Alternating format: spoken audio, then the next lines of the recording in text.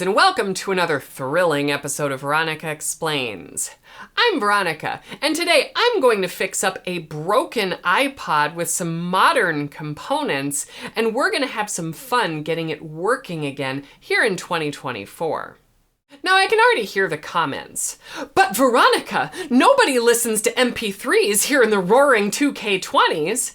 But honestly, no offense, you're wrong. A lot of people like an offline music experience, even with the proliferation of streaming platforms like Spotify and YouTube Music. You know, this iPod may be old, and it absolutely is old. I mean, look at it. It's in pretty rough shape here with the screen tearing and all kinds of brokenness. But this thing's never going to interrupt me with a phone call. And for me, I just can't put a price on that. It's certainly not for everyone, and I don't expect it to be. But if you're the kind of person who's really annoyed with interruptions while you're trying to enjoy your music, something like this might be worth a shot for you. And that's what I'm hoping to get across by doing this video, by showing that these old things, they still have value for us. And there's a lot of good stuff we can do with them. So this one in particular I got from Free Geek Twin Cities. It's not sponsored. In fact, nothing in this video is sponsored. I picked this one up for a steal because it's obviously got the brokenness to it, but it is otherwise fully functional. I have listened to tons of music. I put some songs on it using Rhythmbox, which I'll show in a bit. It's all pretty straightforward how to repair one of these, and I'll show you what I picked up for it. From the website called Elite Obsolete, I picked up a fancy atomic purple case. I absolutely love this. This is going to be a lot of fun. I put one of these cases on an iPod a couple of years ago for a family member, and it was a blast. I'm a sucker for that N64 styling, and this is going to be a lot of fun. Also from Elite Obsolete, I picked up a new scroll wheel for the iPod, just because the one that came with this iPod from Free Geek, you can tell it's pretty beat up, so I think a new scroll wheel will look really good. And I picked up a new center button as well, just because this one is pretty scratched up, and I figured while I'm at it, I might as well replace it. Elite Obsolete also sells these batteries, these replacement batteries for iPods, and I picked one of those up as well because obviously while I'm digging in there, I'm just going to upgrade the battery. So Elite Obsolete sells a lot of really great stuff for the iPods, but I couldn't find a replacement LCD screen the last time I was shopping there. So I think I picked this one up from Amazon, and it'll do the job from what I can tell, but I guess we'll find out as we go. But the coolest thing I picked up by far was this ZIF IDE drive from DosLab Electronics. Again, not sponsored, just think they're neat. And this is actually the second one I purchased for an iPod. The first was for the iPod that I fixed up for a family member, and it worked out incredibly well. The iPod, when I set it up initially, it just saw this as a typical drive, which is really cool. One of the reasons that I had my eye out for an iPod of this particular generation, which is a 5.5 gen iPod video, is that it can actually take these replacement DosLab solid state drives, whereas the kind that I used before, which is like this 4th gen black and white iPod, can't take those drives.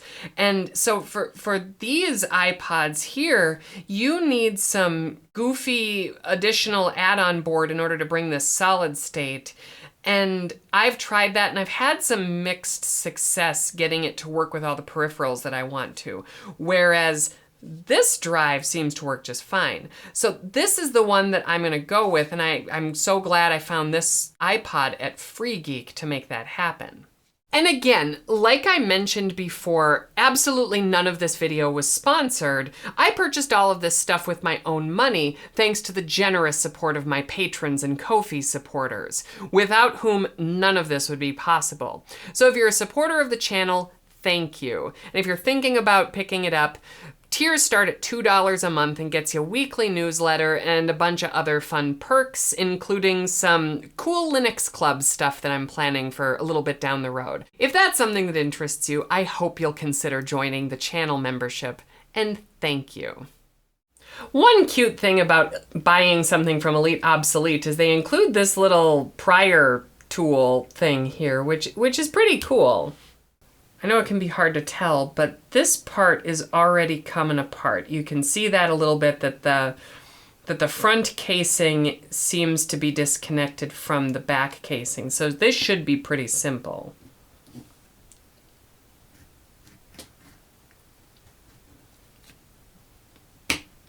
There we go. Okay. It's coming up. Now, normally I would try to be a little bit more delicate with this, but since it's just broken and going to be replaced, I don't really care so much. Slowly but surely, I'm working it around, and you can see there's these tabs here that need to be dealt with. It's just persistence.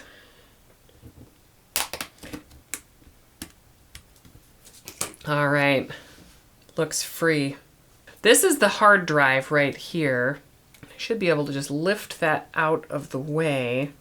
If you look right there, see the little tiny connector for what I think is the headphone jack. There we go. Nice and loose. Okay. And then right here, I believe is the battery. You know what? I remember this piece can slide out of there. This should help me wedge a pick in to pull that up. I don't know if you saw that, but I pulled this part up, and that comes out. Easy peasy. So now I've removed the back part from the iPod. You can see that's where it went, and now it's gone. And I can see, you know, if that helps, that's the front, and this is what it looks like right behind. And the big piece of hardware you can see here is the hard drive. And this is a 1.8-inch ZIF drive, which we are going to replace with our solid-state drive. And here is a ribbon connector, which connects that piece. There we go. Nope, you know what? That doesn't feel like it's coming up. I wonder if this is glue. Yep, looks like it's glued in just so. So maybe we want to keep that there and try removing this from the other side. I'm gonna grab a nicer spudger. There we go.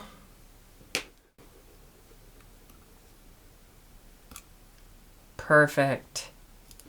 While I'm at it, I want to get a good look at these bumpers because I'm going to need to put these on the replacement drive. And this is one of those times where I should mention that iFixit's a pretty good resource for this stuff because they can guide you through a lot of the step-by-step stuff. And I know the first time I did this, I pretty much had to be reading the iFixit guide the entire time I was working on it. It is amazing to me that there's a spinning disk hard drive in this thing. I find that to be incredible. So I have to take the front faceplate off because it's all cracked and damaged. And it looks like there's little screws here that I need to remove in order to get that out of there. So I'm going to take those out right now.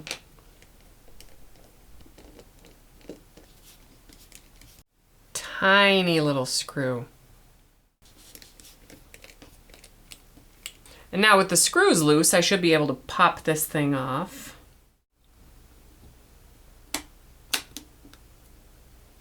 There are also tabs over here by the charging port. Okay.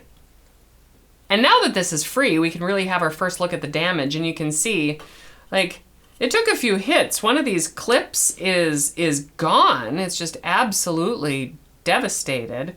So I don't know exactly what happened to this, but, you know, somebody obviously dropped it, and I guess their loss is my gain. And here, of course, is the heart of the matter, the actual iPod itself. And it's absolutely stunning. It is still remarkable to me that they were able to fit so much useful component into a chassis this size and slap a spinning rust hard disk onto it and actually make it work.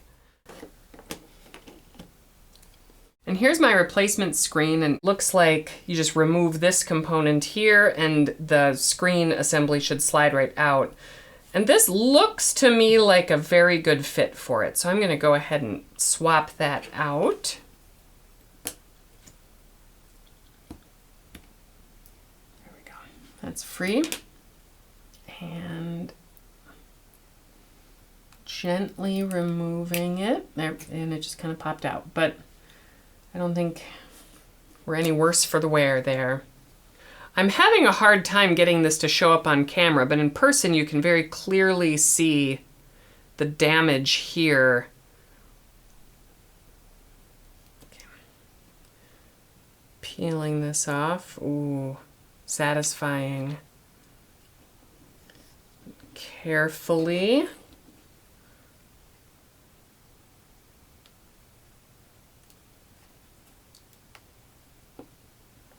I'm carefully placing this back in the assembly.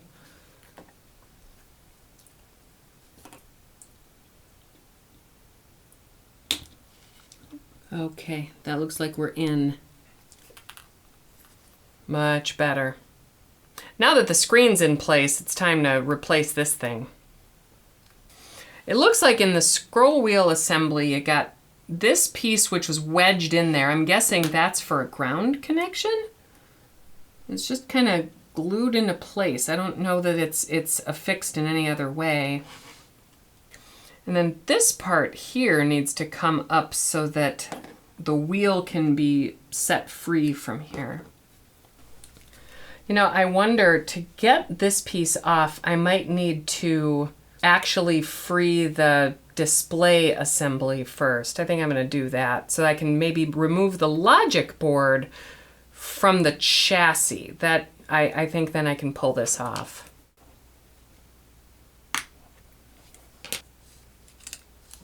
I think this is glued in, so I'm gonna have to be careful here. Yep, it's glued in, so just easy does it. Trying to apply even pressure. Now that this is free, this whole thing peels up. Should be able to carefully remove it, and there we go. Old logic wheel gone. And here comes a new logic wheel, which looks better. No, I think it looks better. This is so hard to film, but I'm just sliding it right in. You can see it's got a lot of components on the wire itself. It's like a little flexible circuit board. And put that right back in place. Shove this piece in. Doesn't feel right, but that's what I'm doing. All right, now we're reassembling. So it's just the reverse of what we already did. Get that display cable in there. Now I'm just gonna add this little extra button. And now the moment we've all been waiting for, the front panel. This front panel is going to be so much fun.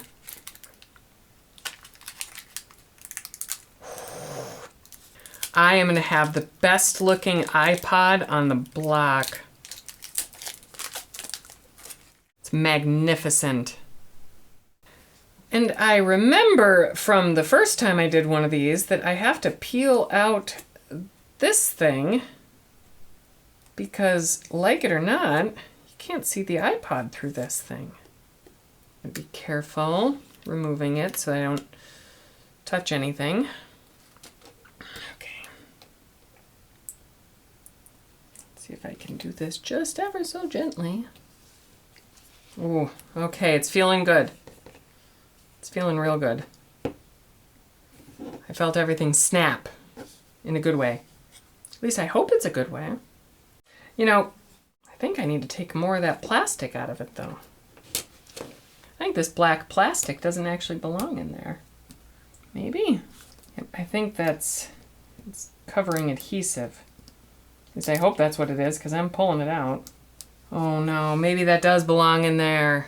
That can't belong in there. It's got a black mark through it. It doesn't look right.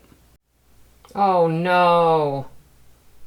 I was wrong, and this part actually does belong in there. To me, it looks funky. I wonder if I can just pull that whole thing out.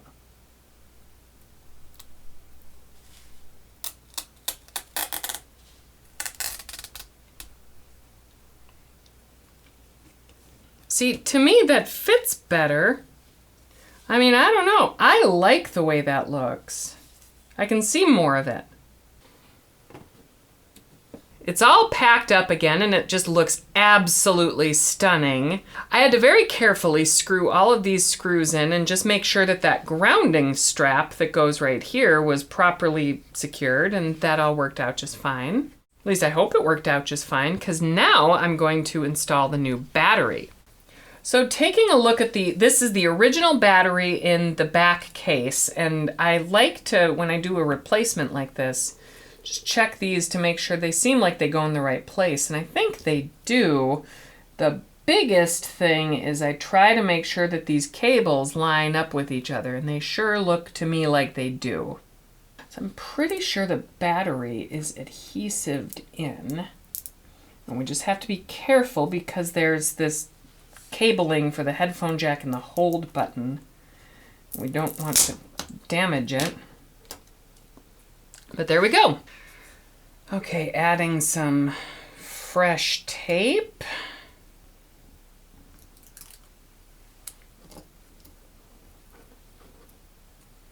There we go. Nice and sticky. So now to install the drive, it should just be as simple as sliding this into place and making sure we have a nice, good connection. Feels good. And then I feel like this might be better with my fingers going down. There we go. Okay. We'll return the bumpers. Maybe. So the DosDude drive has a 3D printed case, which as you can see is quite a bit thicker than the original spinning disk floppy drive here.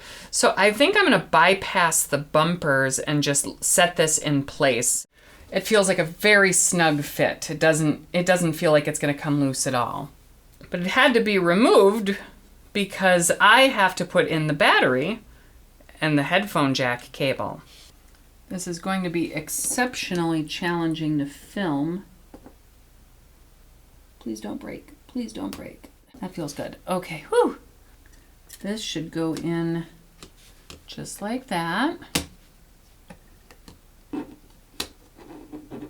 now the battery looks like it's in. Now that it's mostly assembled, I'm gonna go ahead and plug it into the computer, give it a try, and see what happens. For today's testing, I'm using Fedora 39 because I haven't talked about Fedora in a little bit and I figure it's about time. Another thing that I like about using Fedora for this is that it should have a pretty stock Rhythmbox installation. So if it works on Fedora, my guess is it's going to work on just about any other distro that you could be running into. Okay, that looks good. It's the Apple symbol. That means the display is working. Okay, so this is exactly what I expected because this particular screen, the one that says, hey, we need help, is what I would expect. Oh, now it's saying very low battery. Okay, that's cool. Okay, that's also helpful because it does have a very low battery. This is what I would expect from an iPod that hasn't been initialized. And I think Rhythmbox can initialize it. So let's give that a try here. Okay, so in the Fedora repos, I'm just going to try to install Rhythmbox. And it's in there, and it's got a lot of other things. Is one of them libgpod? Okay, so I think libgpod might be the magic here. I'm not totally certain, because honestly, for me, it's always just worked. So I'm opening up Rhythmbox. It is showing a music library, and the reason for that is because before we started here, I went ahead and moved my music library from Jellyfin over to this computer so that I could do the transfers onto the iPod and we could have some fun with it.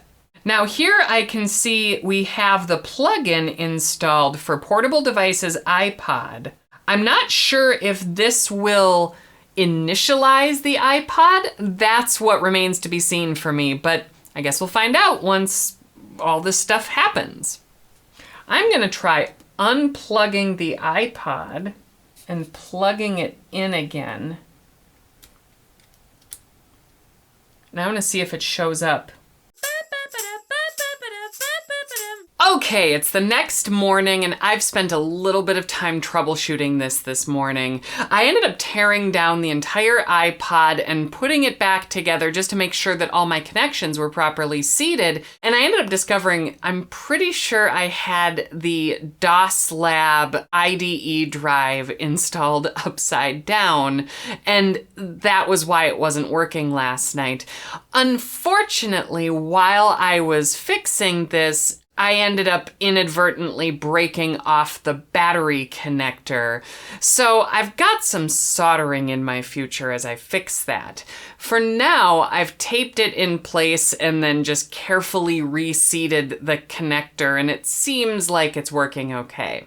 So now that that's out of the way, we can begin the fun of actually getting the iPod set up with music on it. And first I'm gonna try doing that on Fedora using Rhythmbox. And if that doesn't end up working, I'll pull out a Windows machine and we'll see if we can get it working there. Let's plug in the iPod. I'm expecting an iPod to show up here, and I'm not seeing anything. Check for new devices. New devices maybe? Nothing at all.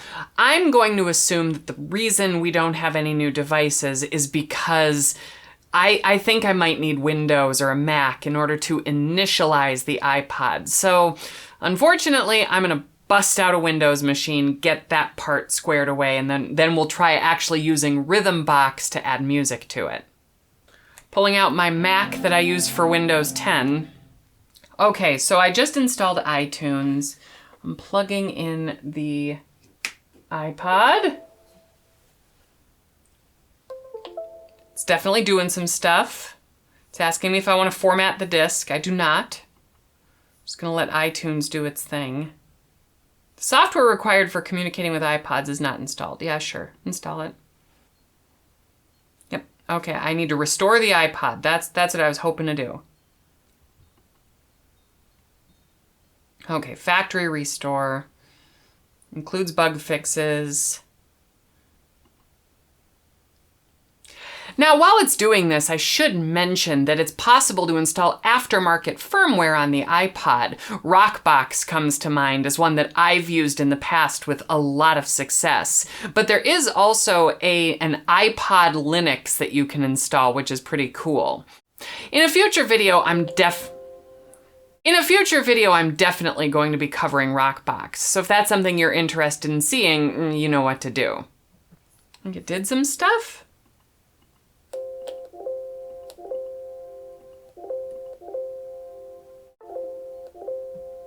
Hello, okay, it's been restored. All right, I can see it's appling.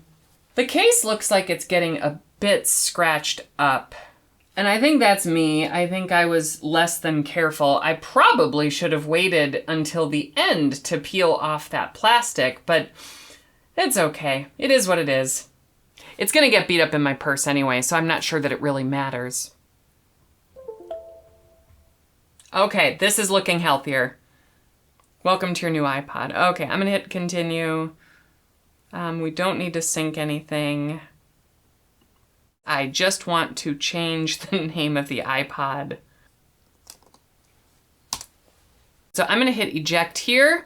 We're gonna move this over to Rhythmbox on Fedora and see what we can do. This is the first time I've gotten to play with the new click wheel. That feels good. Let's see, does the button work? The button works. Okay, that's good. Okay, so now that it's configured, I'm gonna plug it in to the Fedora machine. I can see on the iPod, we got the do not disconnect. And on Rhythmbox, what have we got? Anything? I'm gonna close it and, okay, I didn't mount it. It's gotta be mounted, I bet. There we go. Okay, it's mounted. Let's go into Rhythmbox one more time and see if it shows up now. There it is. Okay, so we've got VKC pod. You have to mount it. And there we go. So now I think I can just drag my music over. Here, before I do that, we got properties. So here I can set settings. You can set up syncing so that it'll sync your collection. I know I've done that in the past. One thing that it'll do that's pretty cool is it'll transpose incompatible file formats. So like if you've got FLAC for your music collection, you can have Rhythmbox automatically convert that into something the iPod can use, probably like MP4 or something. Yep, right here, transcode lossless into this format. I'm gonna say MP4 for now. Now I need a song that's a FLAC. Okay, yep, that's a FLAC. Just gonna click and drag and see if I can drag it in. I can see it's transferring and it should be transcoding it to MP4 while it does it. I need to go grab headphones because I can't let you hear if it's working. Okay, I've got me some headphones. We're gonna plug them in. It's saying do not disconnect, but I'm gonna hit eject. Mediums are busy. I wonder if I have to eject it from the computer itself. There we go. And now, see if it shows up. It did. And now I'm gonna listen. You can't hear it. It's totally working. So it converted, I'll pause it. So it converted from FLAC to MP4 right there in Rhythmbox, which is great for iPods because a lot of iPods are space constrained. I know a lot of the smaller iPods have solid state storage, but it's very challenging to, or impossible to modify it to include more storage. And so the ability for Rhythmbox to be able to handle this smoothly is really awesome. And I don't remember if traditional iTunes can even do that. Now I just need to power it off and then snap it together. How do you power it off? This feels very sensitive. I don't know if that's a bug or a feature at this point. See, that's weird.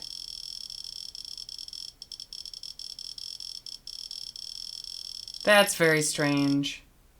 I'm not even pressing it, I'm just lightly touching it. It's like the capacitance is set really high. I wonder if this aftermarket click wheel is maybe a little sensitive. I'm not sure how you would tone that down.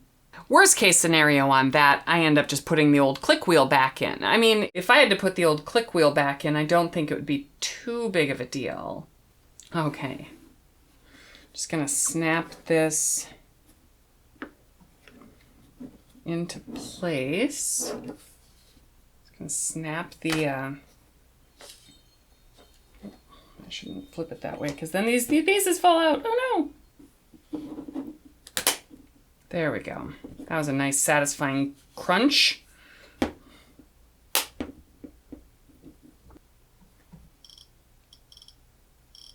So I guess now all that's left for this episode is for me to find some music to put on the iPod that I can play for you all on YouTube.